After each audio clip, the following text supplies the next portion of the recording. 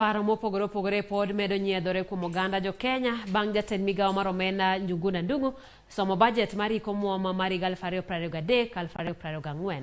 Ma timore ka duol mochung' ne riwruoge ma ok mag piny owacho koni mwandu jopiny nyaka to koro tigodo e yo makare bang' bajet lieko kwan omenda moketie migepe mopogore. Joja oko miyowa ler mathoth.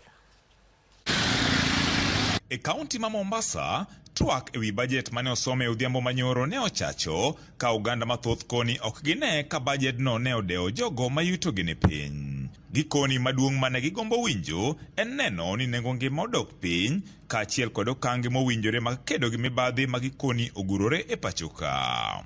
Tiyudo ka hustlers gadier gimanyo pesa gi yore te.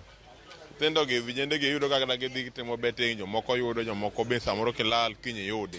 Tewacho ni no konjo hustler ka to ka ndi momedie pesa. Skul sani ji hinyere.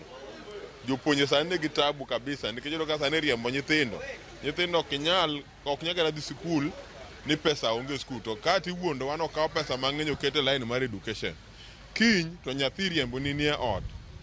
Ni pesa onge ma nyithindo chamo kata mana skul. Maluoro nitie ni otonglo ma kore lach kogol kocha tiduogo koni tidwoke piny. Tichake nganye titere malo.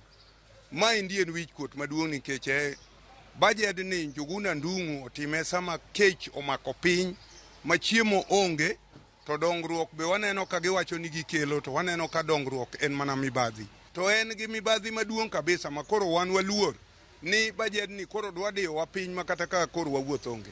Yuak makamano ne bende onyiedhore e kaunti ma Kisumu.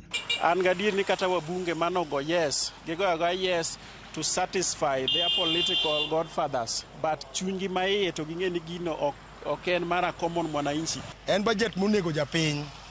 En bajet moyo japiny. Omiyo anyiso japiny ma Kenya, ng'ata biro yuak, chak twe nungu nigo kanda maber, tuch kamba kadok chien. Koro ka bajet no the way ma entie no kila ng'ato ka ng'ato nikech wang'en wan gi puothe.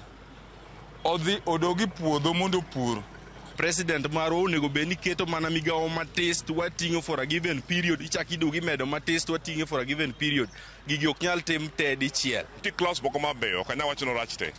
To nitie moko maricho koro an akwekwe ni mondo gidog gibet piny ging'i gino maber. Koro onge gima ang' watimo kwang' nwaringe Kenya waka to ang' nwachore kata ote kamano. Komachielo, duol mochung' ne riwruoge ma ok mag piny owacho midendo ni NGO Council to koni piny owacho koro onego chung' motegno mar neno ni omuomgo itiyo godo kaka owinjore.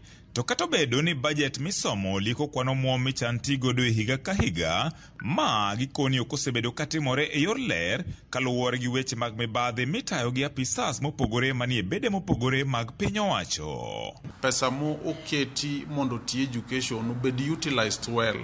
Nikech wasebedo gi cases mayudo ni pesa obedo allocated lakini olal through corruption. Sisi tutakuwa macho.